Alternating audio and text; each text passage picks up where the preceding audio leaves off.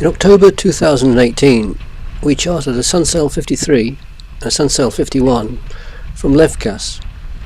We took them north to Corfu via Paxos and Antipaxos, and then back down the Greek mainland. We had visited the Ionian many times before, but had always gone south round the inland sea. Very pleasant though that was, this year we all wanted a change, and with a good weather forecast for the week, we headed north. After attending the area briefing and provisioning the boat, it was too late to head for the islands, so the first stop was to be at Preveza. Although as that was only a short hop, we thought we'd go via Vinica to see what it looked like. After leaving the marina, we passed the old fort of Agia Mavra, or Santa Mora, depending on which text you use. This used to guard the approaches to Lefkas, but now the main barrier is the floating bridge. During the summer, this opens every hour on the hour for 10 minutes. It's only about a mile up the canal, no more than 10 to 15 minutes.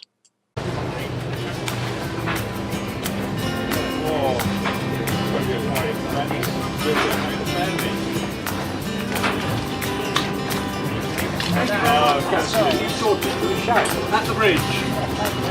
At the pub.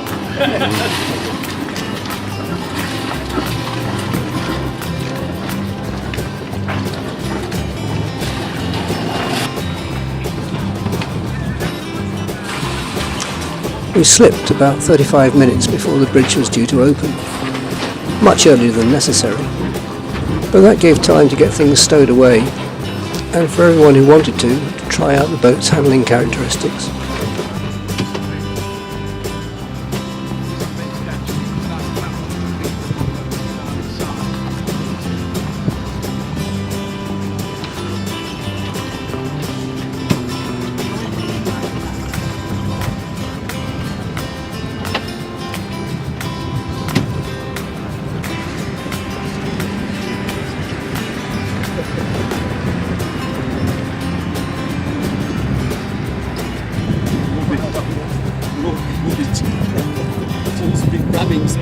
Oh, hold on. Is that coming to a standstill?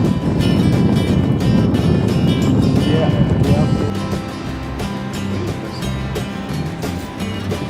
Well, it's both. It does both. Sideways. It goes sideways. Yeah. Twist and shout. Yeah.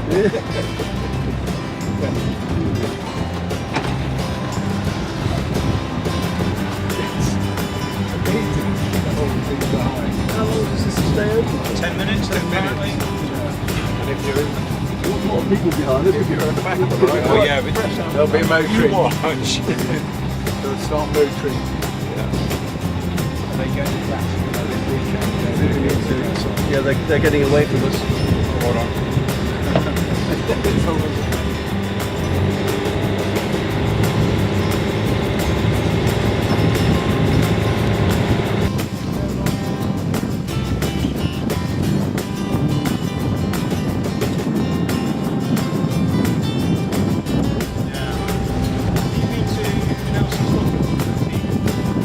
They've got forts up above, the cannon barrels are still there, and they've got the... We were off the Preveza quayside by 2 o'clock. Juliet pulled straight in, but it seemed a bit early to stop, so we carried on to Vinica. The town has a breakwater protecting the quayside just below the castle, but when we arrived it was in the shade. We weren't going to stop, so we carried on round to the bay to the east of the town. We entered the shelter of the bay with the main still up, but even with most of the crew trying to pull it down, we failed to budge it. In the end, I ran the tail of a sheet through a turning block at the base of the mast and then tied it to a battle slide. We then managed to winch the sail down. The problem was caused because the double purchase halyard had developed a memory for going up twisted, and as the twist got compressed to the top of the mast, they acted like a sort of rolling hitch. We solved the problem for the rest of the week by putting duct tape around the swivelling pulley to stop it twisting, and hoped the halyard lost its memory before the duct tape gave out. We'd intended going for a swim, but the water was green and not very inviting, so after a quick lunch we headed back.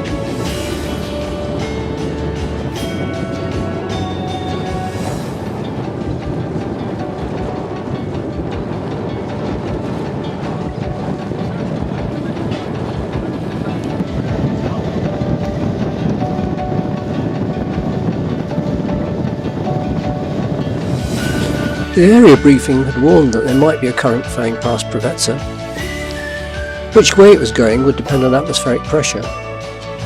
Sunsail no longer fit paddle wheels transducers, so I couldn't compare ground speed to boat speed to check for current. But I did notice that the ground speed picked up by a knot or so as we approached Preveza. I should have taken more notice. We seemed to be reversing smoothly into our berth, but at the last moment we were pushed sideways by a current running at perhaps a third of a knot along the quayside. There was no option but to lift the anchor and go round again, much to the amusement of Juliet's crew. The plan for the next day was to find a bay in Antipaxos to stop for lunch, and then up to Gaios and Paxos for the evening.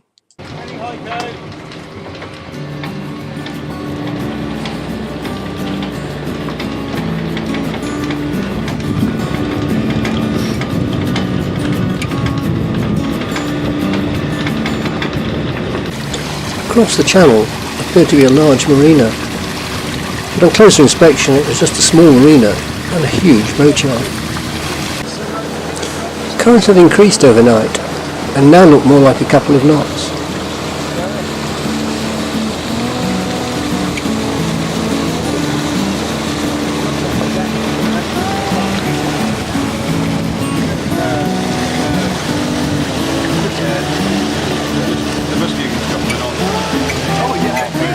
It was strange to think that 2,000 years ago Mark Antony and Cleopatra had sailed out of this very channel to confront Octavian's fleet at the Battle of Actium. Didn't go well for them. We hoped for better luck.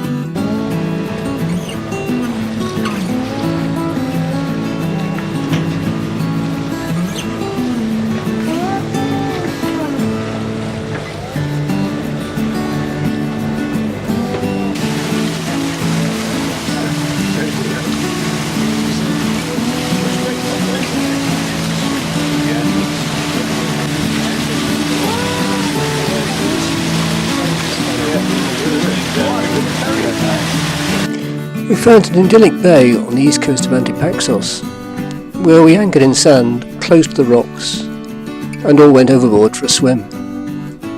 I put goggles and a mask on and went via the rocks to the beach. On the way back, with the head down in the water, it seemed to start getting noisy, and then I found out why. This tourist boat had anchored right next to us, and then a slight wind shift had blown him down on top of us. He put a couple of fenders out, but all the same we had to endure the noise and the exhaust from his generator for the next half hour. We couldn't move forwards because he was already over our anchor chain, and if we'd let chain out to drop backwards we'd have probably hooked his stern gear, or else he would have lifted our anchors as he moved off. With no wind or waves it was safer to stay put, but it was an idyllic anchorage ruined. They finally left, leaving us free to motor up the coast to Gaios. These cruise boats seem to think they have an absolute right to anchor here, as I found this picture of another one behaving in exactly the same way in exactly the same place. You can moor up pretty much anywhere in the channel between Gaios and the off-lying island, but the best part is on the quayside just opposite the town, and that was filling up rapidly.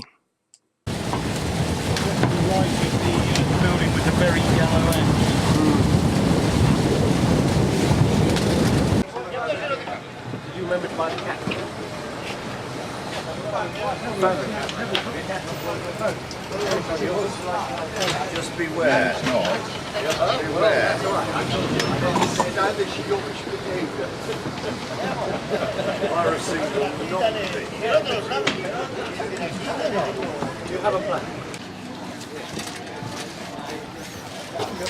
The town was pretty busy and didn't have that end of season feel that some of the places we visited did, no doubt due to the number of visiting yachtsmen. Taking the advice of the Sunsail brief, we'd booked 2 slots in the Monastery marina in Corfu Town for the next evening. Actually cross the creek, but of course they don't. We left via the narrow channel between the town and the island, but it was a bit stressful because we were uncertain of the draft of the boat or what the echo sounder was telling us. At the brief I was told she drew 2.1 metres. The ship's papers said her draft was 1.85, and the owner's manual said it was 1.75. On top of that, Sunsail always set the sounder to show the depth below the keel, but reduced the reading to leave a large safety margin.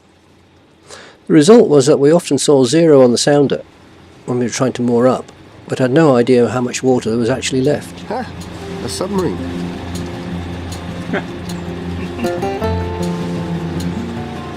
With an original name. I wouldn't fancy going like that.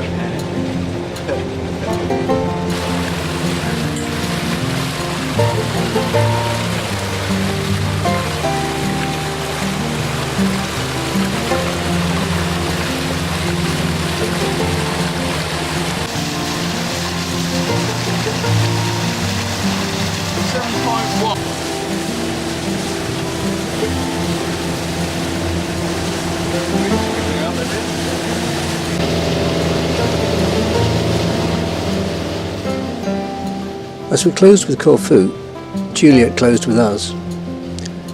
Iko was busy rigging our quarterdeck cannon in case of retribution for our relabelling of their boat the previous evening.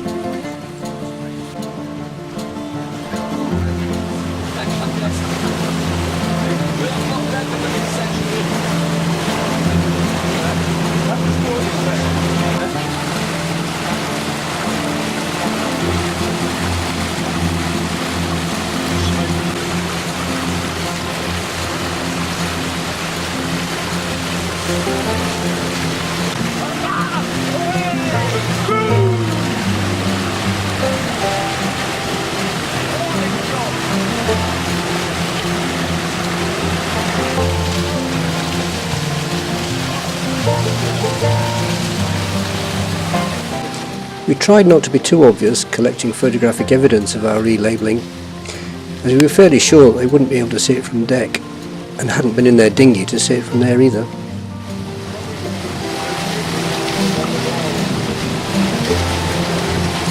Getting technical.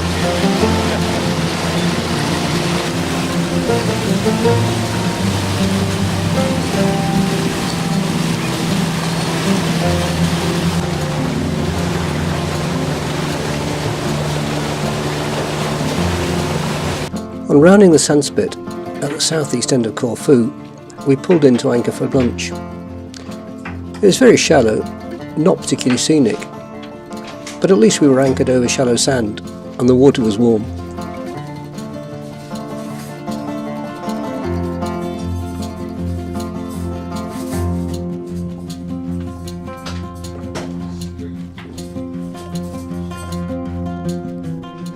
In the afternoon the wind picked up and we had a good sail up to Corfu Town.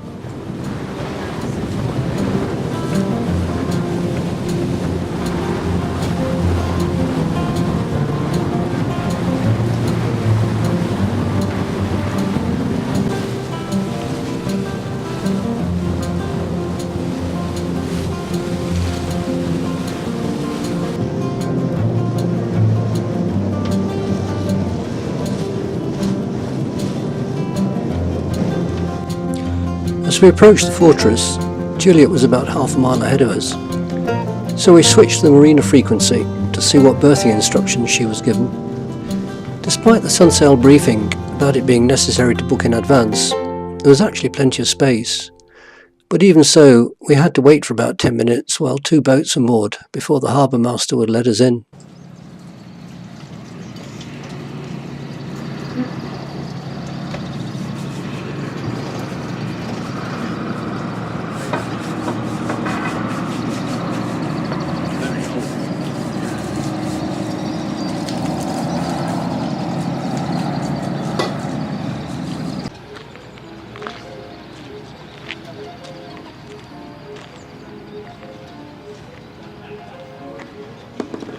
Although the marina was very sheltered, the non-stop succession of ferries did tend to send a bit of swell into the harbour.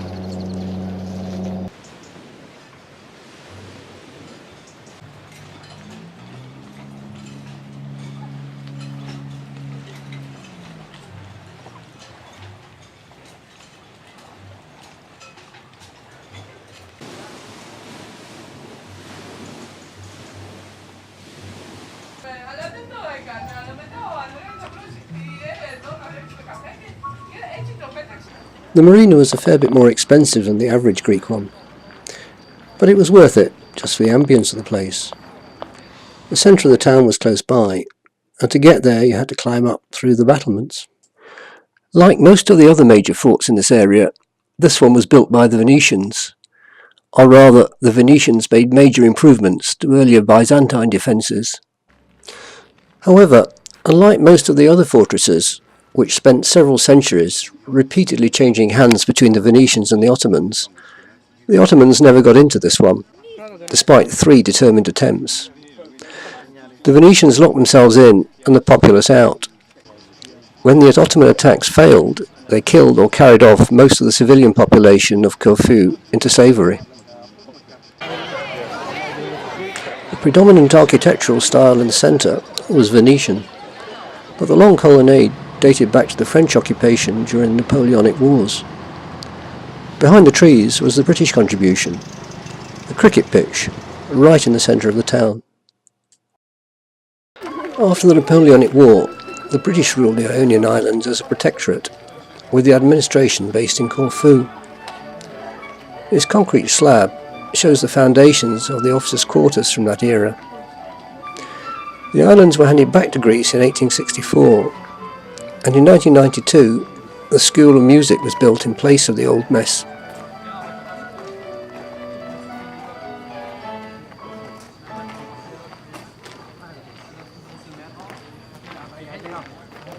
We'd been intending going to Parga on the mainland the next day, but a British couple we'd met in the marina said that Parga was getting too touristy and that Savota would be a better bet. That's Savota on the mainland, not Savota on the Lefkas peninsula. However, they did admit that we might well need to anchor off.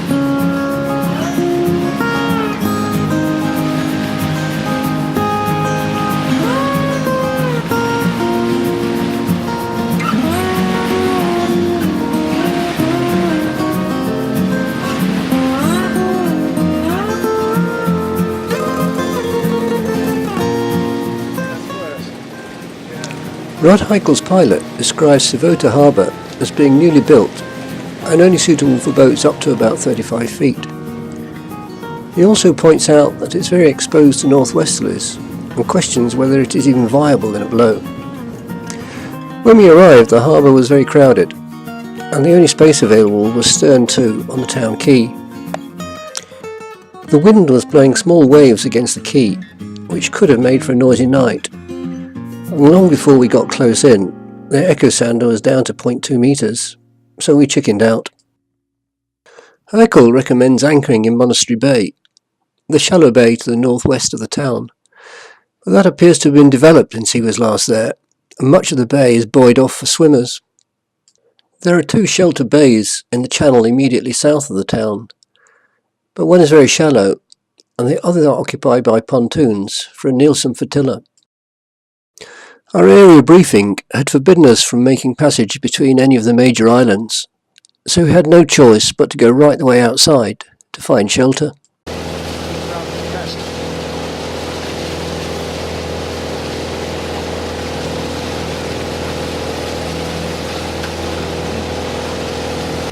We anchored behind the sandspit between the southernmost island and the mainland. This did provide good shelter, but at first it was rather busy with guests from the adjacent hotel. It wasn't long though before they disappeared for their dinner, and we had the anchorage to ourselves. It was only a short hop by dinghy to the footpath that led up the hill to the main road into town. However, the thought of all that exercise was too much for the crew of Juliet, who headed out to sea to try and find an alongside berth. When we eventually did get into town, we found the wind had died, and that there probably would have been enough water for us to get alongside the quay. However, we were happy enough where we were, and even repeated the process in the morning to go and get breakfast.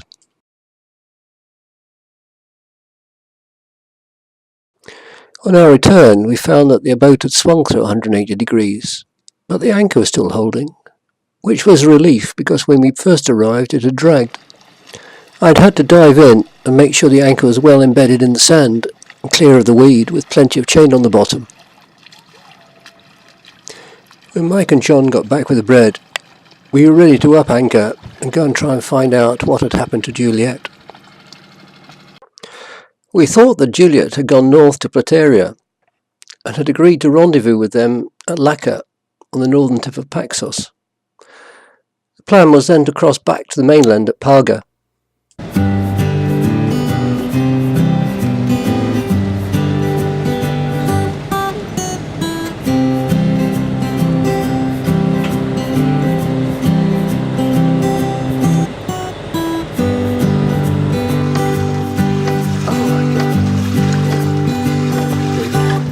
That proves the point. When we reached open water, we looked for Juliet to the north, but could see no sign of her.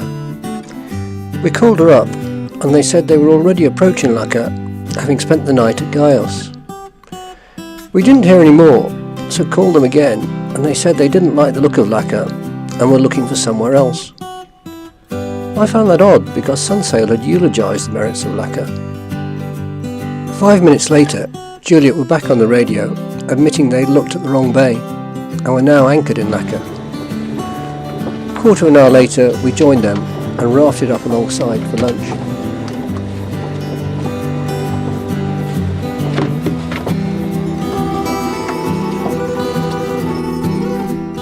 Before leaving Lefkas, we'd agreed with Juliet that we would head for Parga, and anchor at the north end of the bay.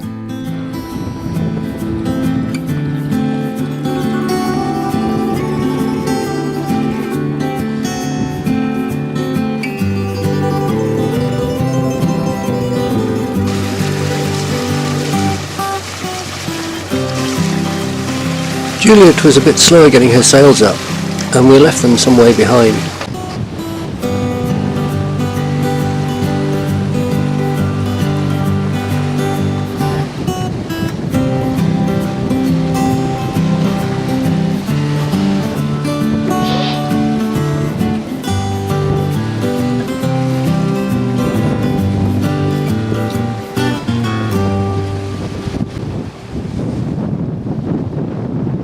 The bay of Parga is divided by a large promontory with a fort on it. The town is to the right of that promontory and does have a harbour, but yachts aren't particularly welcome there, and they're advised to go to the northern end of the bay. In the prevailing winds, that end of the bay provides good shelter close to the breakwater, and that's where we anchored, poured ourselves a gin and tonic, and awaited Juliet's arrival. However, it wasn't long before Juliet was on the radio, saying they didn't want to anchor, and then going on to Amudia, where they thought they could get up the canal and more alongside in the town. I had a look in the pilot book and was totally unimpressed. It was described as being dredged to between 1.5 and 3 metres, but subject to silting, and very narrow. However, we didn't want to be separated for a second night, and even if we didn't fancy the canal, the bay looked a possibility. When we arrived, there was a fair swell running in from the sea, against a 1-knot current running out, so we went to seek shelter at the far side of the bay, where we anchored up and took the dinghy ashore. We'd meant to land where the beach joins the breakwater, but there was too much swell running, so we had to back up 100 metres or so, lift the boat up the beach, and walk into town. Apart from the camper vans on the breakwater, there was virtually no one around. It was very much end of season. As the pilot had indicated, the canal was very narrow, with moorings just for small fishing boats. Juliet had managed to book us into the first restaurant along the quayside, but that was the only one open, and apart from us, there was only one other couple eating there. Juliet herself had had to go on to where the canal got even narrower in order to moor up. After a quiet night at anchor, we filled the dinghy up with petrol and set Mike and John off at the canal to collect bread from the restaurant.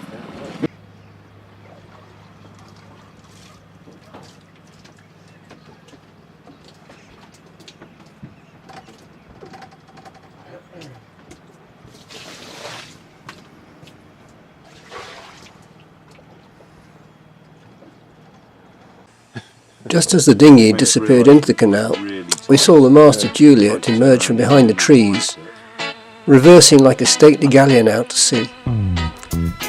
They had obviously decided that with a 1-knot current, the canal was too tight to turn round, and were reversing the half-mile or so out to the open sea. Yeah, it struggled to get out. Hit the swell, yeah.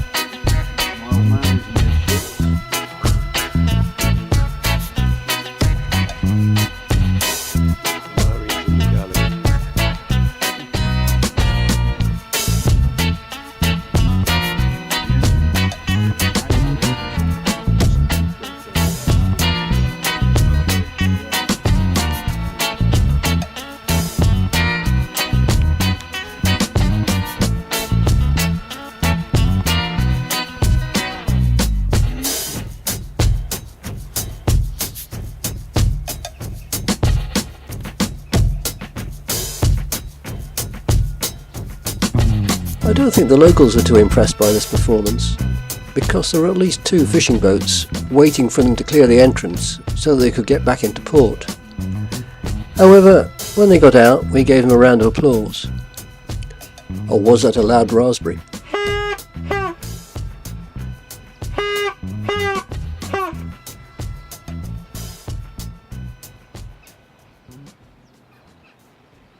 No, he is that.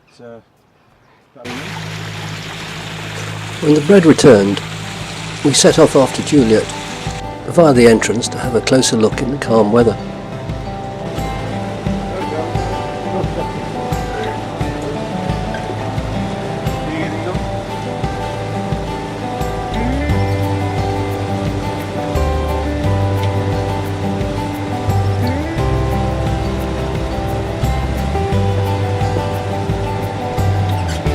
Sort of pictures when I get home and think, what the heck did I take that?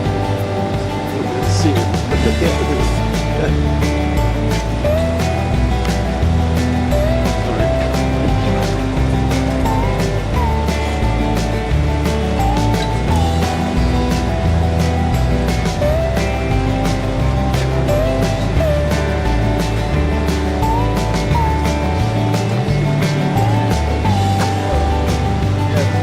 does further in. Oh dear, With any kind of surge, that's going to be nasty. don't like that at all.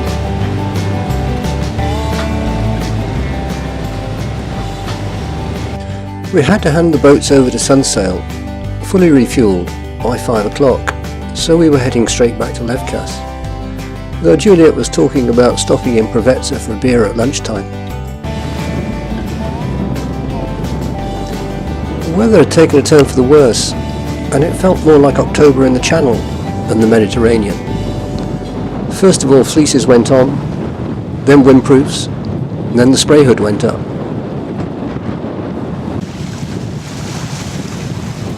However, as the sun rose, it burnt off the clouds, and we were soon back to the weather we'd become accustomed to. Juliet had sagged off to leeward, and had to tack back across to get back on the ley line to Lefkas. They gave up any hope of going to Provetza and just followed along behind us.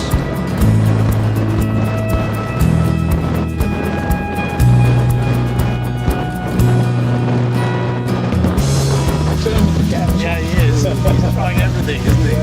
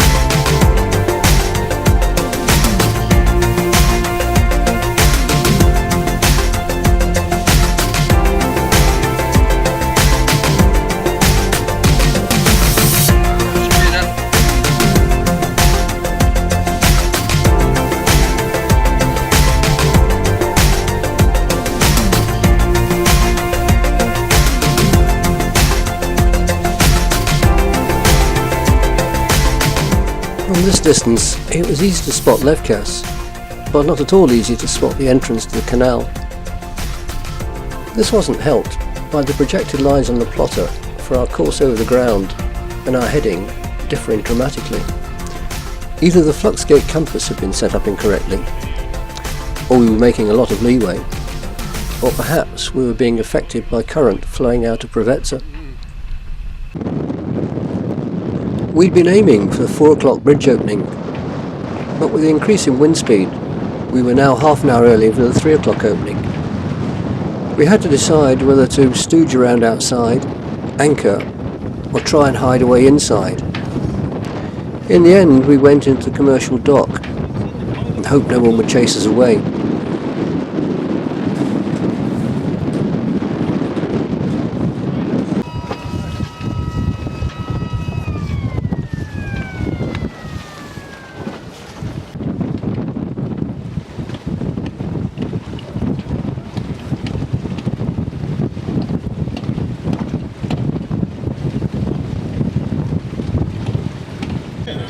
I'm assuming we're the stand-on boat. Coming into H2, third line's ready. Over. Would you like to say something with the camera? Would you like to make some comment on this situation, sir? Finger trouble struck twice, and I was utterly determined to lose our dinghy. And you'll see us out in the harbour there. However, my son, very kindly, is going to go pick it up. For us? It's going to cost me money or beer, I think. Sorry, I've got camera shot. It was particularly neat though, you've got to admit it. It's sitting there very peacefully. It looked like it wanted to be there. Stephen, take care. It's got a very slippery painter. It's very sensitive too. Oh, they're mating. Peter, we did have two dinghies, didn't we, this week? Fine. Your hand with that nice hand grip on it. 4 years ago, when Sunsail were based at Vounaki, we'd spent a great last evening at the old mill tavern. The owner had moved to the new mill tavern, but there was a consensus we'd try and duplicate the evening and hired a taxi to get round there. Unfortunately, on the way there, 3 of Juliet's crew began to feel unwell, which rather put the mockers on the evening, at least for them. The rest of us had a really good meal, and I'd highly recommend a visit. David was gracious enough to award me this magnificent prize for poor parking in Provetza. However, our friends from Corfu and Civoto had told us of Juliet's attempted departure from Corfu along with her lazy lines, so we presented them with the evidence, admittedly fabricated, but good enough to get an admission of guilt. Unfortunately, David still wasn't feeling very well the next day. The worst thing about these charters is always being thrown off the boat early in the morning and having to wait around the rest of the day for transport to the airport. After a long leisurely breakfast, we went for a stroll around town, where as protection against earthquake damage, the houses have mostly got upper floors of corrugated iron, and the churches are squat, with no spire or steeple. For the rest of the day, all we could do was put our feet up by the pool and wait for the bus to arrive.